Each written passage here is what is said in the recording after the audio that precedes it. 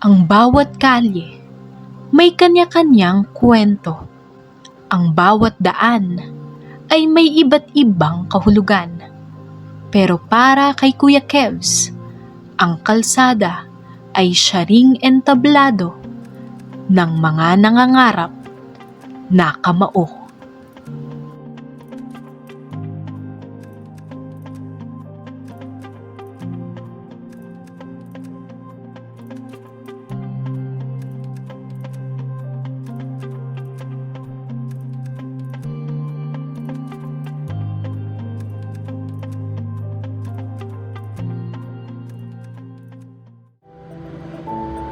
Dito sa munisipyo ng Tanay, sa payak na barangay ng Wawa Dolores Street, kakaiba ang gamit ng kalsada.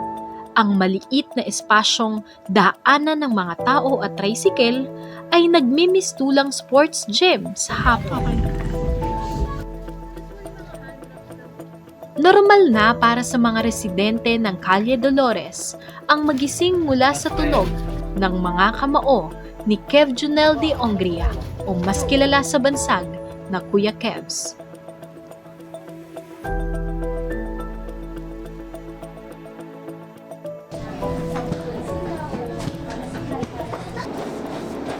Ang 25 anyos na si Kuya Kevs, hindi lamang mapagmahal na asawa at ulirang ama sa kanyang dalawang paslit, kundi isa ring utol ng kalsada.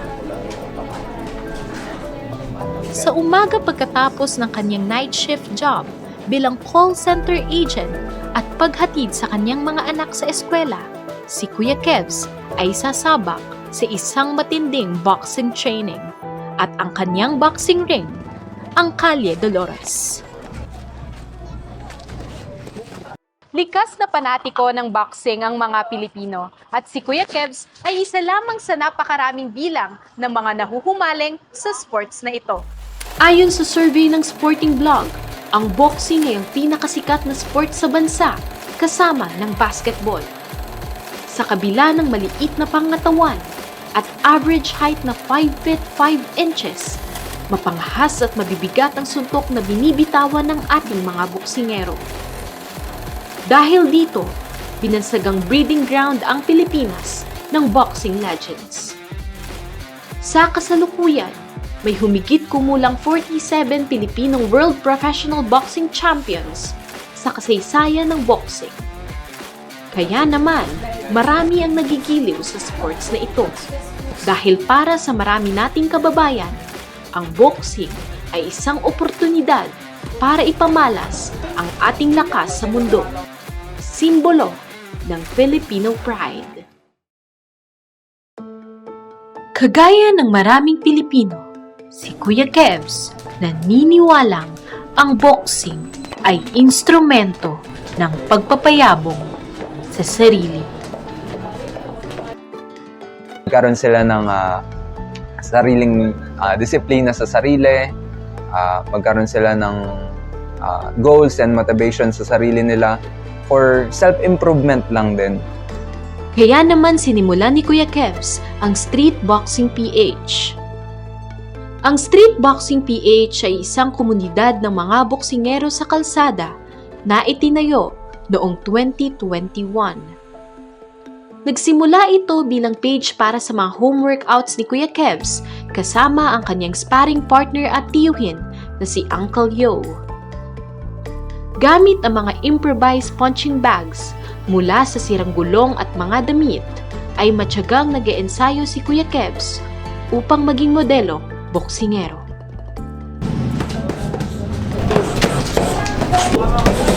Jab. Dukot. Nice one. 1-2. Ang kanyang dedikasyon sa boxing, natunghayan ng kanyang mga kapitbahay na nag-aabot ng suporta sa kanya. Sa totoo lang, donation din yan ng ibang kapitbahay dito, kagaya ng punching bag, bigay yan ng isa nating kapitbahay kay Kuya Arnold Estrella. And tapos yung gloves kay Champ Arwin, bigay yan Champ. Alalay lang Champ, ano lang. Ang ko lang, kaya yung ito masakit. Kaya nga eh. Masuntok ba? Nasaksihan din ng mga kabataan ng Barangay Wawa ang araw-araw at pursigidong boxing training ni Kuya Kev sa kanilang bahay na nagsisilbi rin boxing gym para sa komunidad. Dahil sa pinamalas na determinasyon ni Kuya Kebs, naengganyo sila na subukan ng boxing at sumali sa Street Boxing PH. Dito ay libreng natututo ang mga bata o teenagers ng boxing bilang self-defense at healthy distraction laban sa tukso ng mga bisyo tulad ng droga, alak at sigarilyo. Na-meet ko yung boxing, na-fall in love ako sa kanya, then na paltan ko yung bad hobby ko ng good hobby. So yun yung pinakang motivation ko, yung magkaroon ng disiplina sa sarili and maituro sa mga kabataan yung disiplina na yun. Sa pagsapit ng hapon tuwing Lunes, Miyerkules at Biyernes, nagigising ang payapang barangay ng Wawa. Ang makitid na daanan ay napupuno ng mga taong sabik na makapanood ng isang pagtatanghal mula sa mga boksingero ng Kalye Dolores. Bago ang laban, masinsinang sinisiguro nila Kuya Kevs at ng ibang coach ang kaligtasan ng mga batang boksingero. Katulad ng formal and professional boxing, tinitimbang at pinagwa-warm up din ng mga boksingero ng kalye. Pinapahiran ng mga pampadulas ang mga boksingero upang hindi malala ang tamang matatamo. Pinaalalahanan din nila Kuya Kev sa mga ito sa limitasyon ng kanilang laro. Pagdating sa street boxing, bawat suntok ay dapat kalkulado ang porsyento ng lakas na pakakawalan upang hindi mapahamak ang kalaban. Pag-aralan nyo yung dapat pag-aralan. Yung headgear boys, pasur na lang. Ni-briefing ko na sila na so, ganito lang tayo, light lang, bali 50% sa ulo, mga ganon. 100% sa katawan, pwede sa katawan, lakasan mo. Yan. Ang karaniwang laban sa Kalye Dolores ay binubuo ng 3 set of fights na may 3 rounds. Ang bawat round tumatagal ng 3 minuto o mas maaga pa. Sa 9 na minutong palitan ng mga maanghang na tama at suntok ng mga boksingero, nakatutok ang lahat. Salungat sa nakagisnang laban ng mga boxing, sa street boxing ni Kuya Kevs, walang nagwawagi. Ito ay upang magsilbing test of experience ang bawat sakit ng katawan na kanilang matatamasa at hindi panghinaan ng loob ang mga atleta. Ngunit dahil sa mababagsik na suntok, sinabayan pa ng mainit na paligid, makitid na kalye at dumadaang mga tao at sasakyan, hindi may iwasan ang mga aberya o aksidente sa gitna ng laban. Hindi po ba kayo nag-aalala sa panganib ng boxing lalo na at wala masyadong kagamitan o protective equipments? Bago magsimula lahat-lahat ng ginagawa, bago sila mag-try mag-boxing, aware na sila kung sa anong pwede mangyari. Ano naman tayo, aware naman tayo na pwede natin dalhin yan sa hospital. Yung ganung mga pangyayari ba. Pero so far naman wala naman. Since na kakausap naman natin sila bago sila maglaro na syempre at on your risk din naman eh. Wala naman po bang mga nagrereklamong mga magulang lalo na at mga minor de edad ang karamihan sa mga boksingero? So far naman walang mga magulang na nagko-complain. Na-expected ko talaga yan, yung complaint na yan. Pero wala talaga eh.